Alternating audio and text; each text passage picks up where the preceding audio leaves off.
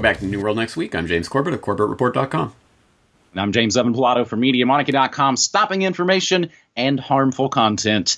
We've got that story plus coordinated responses. But first on this all-medical martial law episode of New World Next Week, our first segment, U.S. ramps up sanctions devastating Venezuela's health sector as coronavirus spreads. This coming from thegrayzone.com, promising to smash Venezuela's government during a maximum pressure march, is what they've called it. Trump has imposed crushing sanctions that force Venezuela to spend 3 times as much as non-sanctioned countries on coronavirus testing kits. James, I don't have it in my stack of links, but I mean, I saw Maduro on TV there showing how the proper way you put on a mask or how to make a makeshift mask. And it just kind of made me wonder if I could imagine Swamp Thing doing such a thing here on American television, which I guess in a way I could imagine him doing that. So again, sanctions, as many folks have said, are essentially war crimes, punishing basically women and children. U.S. imposes new Iran sanctions, complicating coronavirus. This is coming from antiwar.com. Pompeo, who, of course, I never want to miss the opportunity to note, is a CIA liar who, don't forget, he made his bones helping Monsanto block boycotts of their, which that sounds familiar to some other sort of geopolitical situations where you're not allowed to boycott something.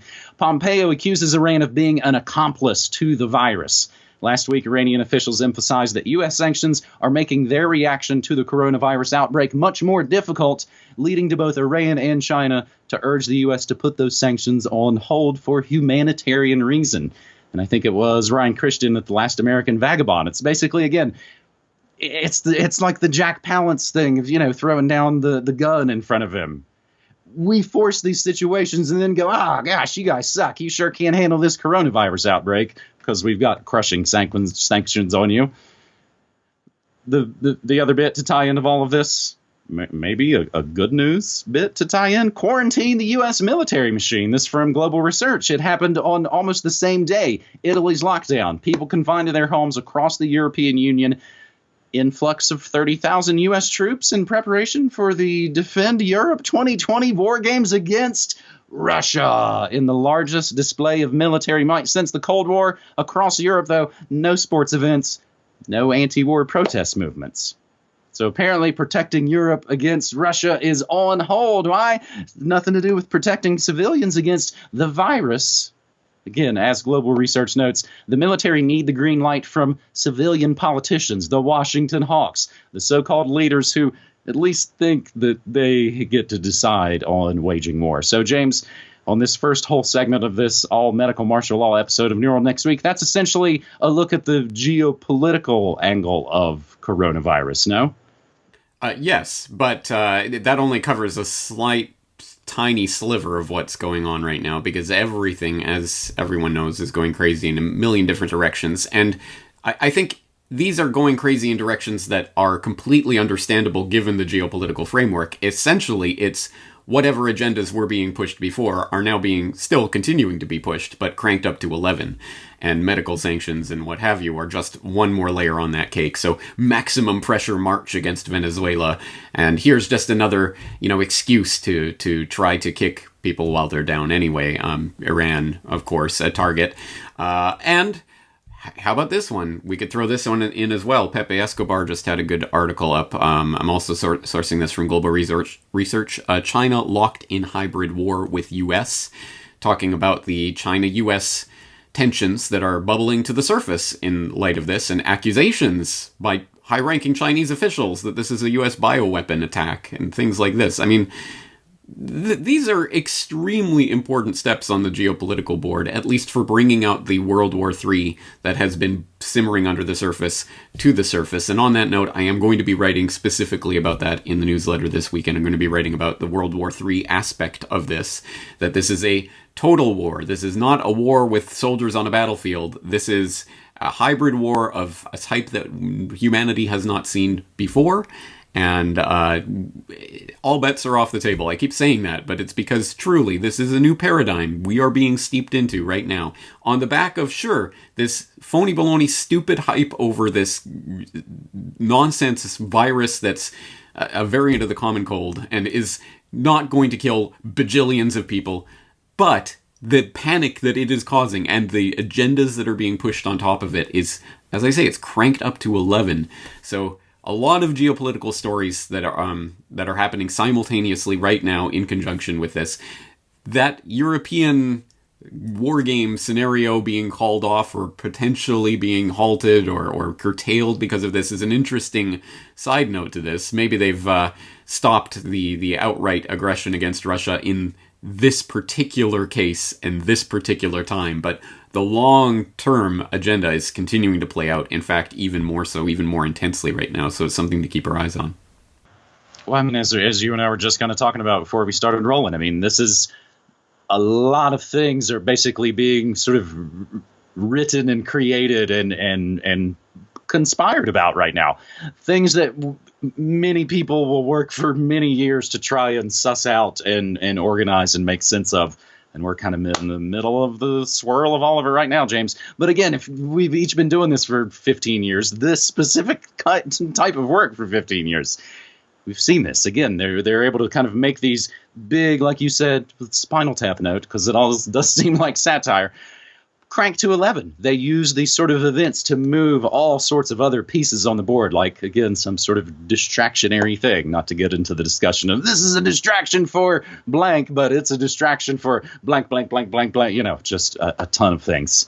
So on the second segment of this New World Next Week, episode 401, IMF prepares $1 trillion bazooka. This coming from activistpost.com. IMF Director Kristalina Georgieva.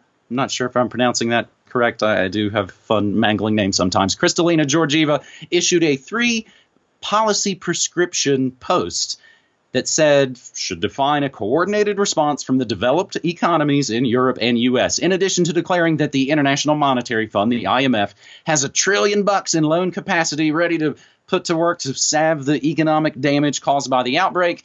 Georgieva encouraged governments to spend more, asked the Fed, of course, the Federal Reserve, to consider bulking up its dollar foreign exchange swap lines to emerging market central banks, more central banks. If you like the sort of Ponzi schemes built on one on the top of the other, like a pyramid. She also noted that the $42 billion that investors have pulled from EM markets is one of the biggest outflows in history and will certainly ratchet up financial stressors.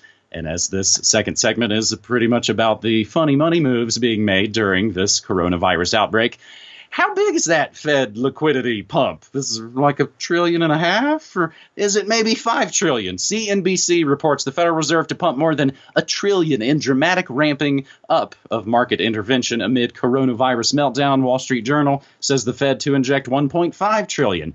But the research from Money Maven, from where we're grabbing this article, of course, links in the show notes for everything cited, as always, shows this to actually be $5 trillion. And this is just, blam, just $5 trillion out of thin air, created out of nothing. Sidebar note, this day in history, the U.S. went off the gold standard. Meanwhile, global economic coordination not happening in virus crisis. James, this actually coming from JapanToday.com, who notes, when the global economy melted down in 2008, which, like Max Kaiser called that was a controlled demolition of the economy. World leaders swiftly created an international forum to boost economies by spending more and keeping trade open. Central banks announced rate cuts within seconds of each other. And James, actually, this just in, and since I'm actually really into it now, I created the new archive.is link so we don't have to give any traffic to the Associated Press, but they are saying just a couple of hours ago, New York Stock Exchange is basically going to close its trading floor. It's going to go all computerized as of Monday. So it's also fun to note, fun maybe isn't the word, how many times the New York Stock Exchange is essentially going, no, wait, time out, no fair, and basically get to stop everything because it's not working out in their favor. So if this is, James, as I think probably a lot of people have said or noted, is 9/11 in slow motion. A 9/11 in slow motion. This essentially is like the Building 6 portion of our show, where, apart from, of course, the bloodshed and death tolls and rampant police state actions, this is like the put options, the $300 billion in silver and gold bars down under Building 6 being heisted from underground tunnels, essentially the Die Hard 3 scenario of distractionary terrorism covering up a bank job. How's that for a media monarchy type analogy, James? Excellent. And you did some deep dives there that people are going to have to, if they don't know, get up to speed. Where you've been the last couple decades. Yeah, Die Hard 3, the gold heist scenario, or the money heist scenario, and all of that, the distractionary event, blah, blah, blah. Yes, and you're exactly right. One of the most important things that is happening right now is the economic side of this, and something that we'll be dealing with for years. Guaranteed. This is going to profoundly affect people's lives. And, of course, this is just the excuse trigger event, but it is triggering. That's what we have to concentrate on right now, and what's happening as a result of this. I found that article very fascinating about global economic coordination not happening in virus crisis, where they lament, back in 2008, 2009, everyone came together. Remember that London G20 where Gordon Brown declared a new world order to save the earth, and all the central banks acted together, and look how they buoyed the economy, and everything was perfectly fine after that, right? Yeah, we hit the lows in the Lehman collapse era, and then straight up like a line to record highs on the stock markets. Yay, right? Economy fixed. That was the narrative. Of course, that was the narrative they pumped. Now we're getting these articles like, well, they're not doing that this time. We need more global economic coordination. And this is exactly what I'm expecting. A fail forward. People are saying, Patrick Buchanan wrote an op-ed recently, globalism is extinct, or globalists will go the way of the dodo, or something like that. Basically saying, this is everything against the globalist agenda. It's showing that we have to close down borders and hunker down and be self-sufficient and all of this, so globalism is dead.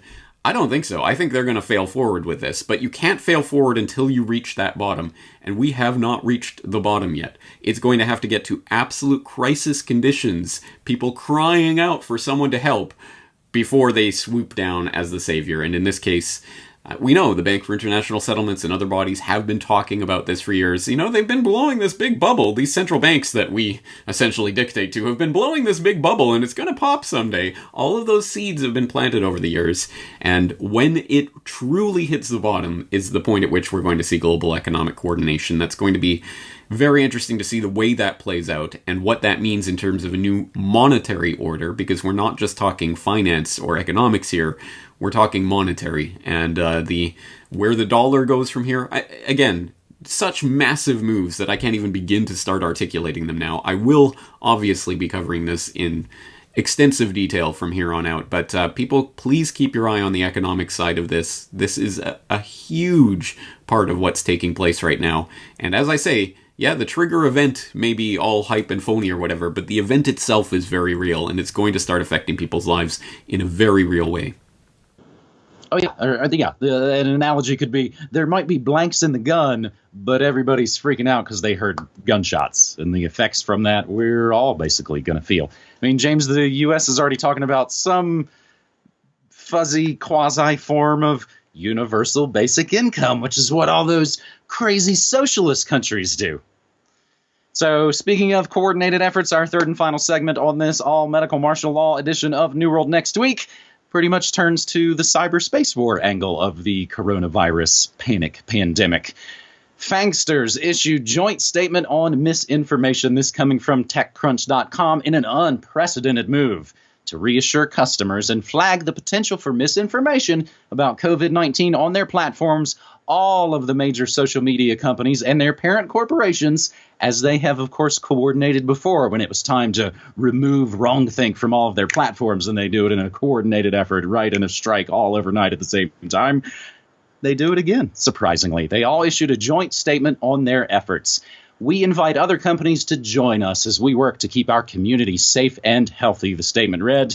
Last week, U.S. Chief Technology Officer Michael Kratsios held a remote meeting with representatives from, of course, the FAANGster corporations on how to coordinate various efforts related to COVID-19, including fighting disinformation. Now, the Washington, CIA, Amazon, Whole Foods Post, and Politico reported that the White House asked, and this is, you hear me say, you may have heard FAANG. I've turned it into FAANGsters, and it's FAANG. That's Fedbook, Amazon, Apple, Netflix, Google. In this case, they're reporting the White House asked Google, Facebook, Amazon, Microsoft, Apple, IBM, Cisco, and poor little Twitter for help.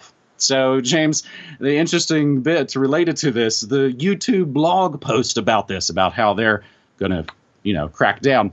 It would not load for me at all. I turned my VPN off for a second to check. I turned my uBlock origin off for it just wouldn't load for me. So it brought me running back again to archive.is. So we are again not giving any traffic to Gulag. The YouTube creator blog post protecting our extended workforce and the community, where users and creators may see increased video removals, including some videos that might not even violate policies. This is what they literally wrote. We won't issue strikes on this content, except in cases where we have high confidence that it's violative. Interesting use of rare words. But James, to put the icing on the gravy here, Fedbook hits coronavirus articles with a sledgehammer. Why did I mess up just saying that? Because activist posts essentially put a bunch of asterisks in the word, much like you have to edit out swears or something. This is pretty much what we've come to. Articles from mainstream publications and vetted online venues are now apparently being removed from Fedbook for simply mentioning the word coronavirus. As of today, Fedbook Newsroom has a post stating it's dedicated to providing accurate information to the public about the coronavirus epidemic, keeping people safe and informed about the coronavirus. In order to do so, Facebook declares it will be stopping misinformation and harmful content, among other virtuous actions. It appears, however, Facebook is censoring willy-nilly without any regard to content. And James, we've kind of talked about this before, where history professors were finding their videos of Nazis giving speeches being taken down from YouTube because, it's Nazis, you can't have it. I think the Seattle Times fell under this from Facebook. So we're basically at the point where we need code words to talk about the things we're trying to talk about. I mean, before they maybe wreck the internet, James? I don't know. Yeah, and the Seattle Times article that you're referencing that got hit by this Facebook censorship, if I'm not mistaken, is the one they're reporting on. Oh, by the way, the US government is now trying to get all your geolocation data in order to track the movements of people who have coronavirus, because that's going to be, again, I cannot stress this enough, this is the new paradigm. The war on terror defined the post-9/11 age. Now we have the war on bioterror. They're probably not even going to call it bioterror, but whatever they call it, this is the new biological age that we're moving into, where everyone is a suspect asymptomatic carrier. And so now we need all your geolocation data so we can track everyone that you've met in the past couple of weeks. The Seattle Times of all places reports on it, and Facebook censors their posts. Absolute craziness. Of course, they're still fine-tuning and dialing in the right censorship buttons, but this is what it looks like. And as I say, cranking every agenda to 11, the online censorship agenda, probably 12 at this point. I have more to add, even in just the few hours since we compiled this list of stories. Here's a brand new one, hot off the press from the Ron Paul Institute, Daniel McAdams. Facebook censoring Ron Paul based on bogus PolitiFact fact check, where it's talking about Ron Paul's recent video on the coronavirus hoax is now being censored by Facebook, obviously enough. I mean, how could you have those words together without it being censorable? And on that note of archive.is, which you keep going back to, I just got an email in from someone. I can't confirm it because it's not happening to me, but they say that their ISP or some kind of content blocker is flagging archive.is as a potentially malicious site, so they have to VPN and disable and whatever, and then Cloudflare isn't even allowing them to get to it. So of course they're going after any site that would get you around some of the censorship or stop giving clicks to some of these controlled platforms. And hey, how about this update which just came in the last few hours? A Facebook user who has posted our material before notes that she posted our New World Next Week about Lyme disease and weaponizing ticks. Remember that one? She posted that to her Facebook last year. Just now, the Facebook fact checkers have deemed it to be false information, checked by independent fact checkers. It says, conclusion false. The primary claims in the information are factually inaccurate. We were just reporting mainstream sources about that. So obviously, again, this isn't humans running this. This is just the censorship. They've flipped the switch and it is going into place. The online censorship agenda is happening. I've said it so many times now that I'm sick of saying it, let alone people sick of hearing it. But if you are getting our information through Facebook and YouTube and these controlled platforms, you are not going to get it for very much longer. censorship agenda is on overdrive right now. They're not. This is the WHO director is saying this isn't just a pandemic; it's an infodemic. Everything is about this is weaponizing of this misinformation and fake news and all of this that's been drilled into the public for the last few years. This is where it converges, and they're going to say, look, people are costing lives because they're casting doubt on what the authorities are saying. This is where the rubber meets the road. Online censorship is here. It is happening. We're watching the gates closing. So again, if you are getting our material through these controlled platforms, you will not be getting it for very much longer. I hope you know, at the very least, our websites and where to go to directly access our work for as long as we're able to do that. Infodemic's not a bad term. They might call this, the infodemic age. As, of course, truth and viruses and everything kind of smashes together in the post-Trump era. And again, James, on all of these levels, from the geopolitical, definitely the financial and the technological, they've essentially written it all down ahead of time. They're ready to roll all of this out. Maybe the I-911 still is the other shoe that I think a lot of people are afraid has yet to drop that could be part of this sort of coronavirus infodemic. James, in wrapping up this episode, how are you guys doing? You and your family doing okay? No marauding bands of crazies yet?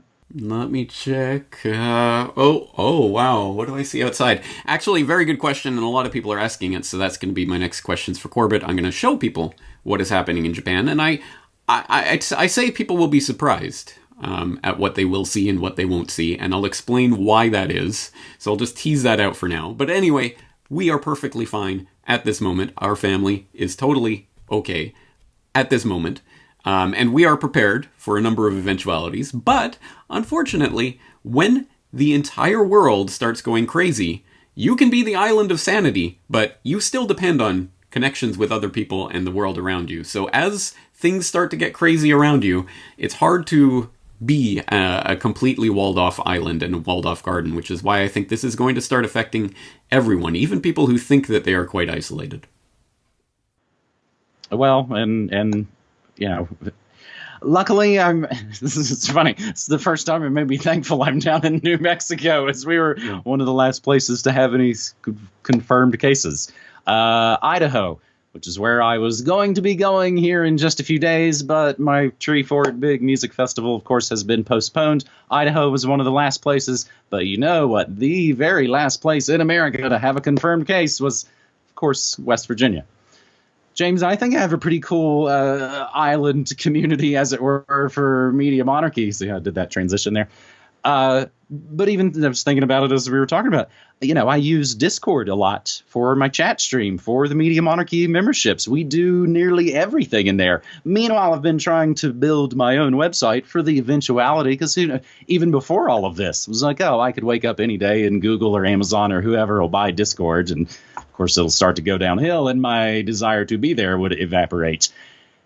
But it's still working. It's still working so far. And again, I mean, in some ways, alternative media, we were maybe well positioned for something like this. But it ain't going to work, of course, if everybody loses all of their jobs and their way to sort of make any money.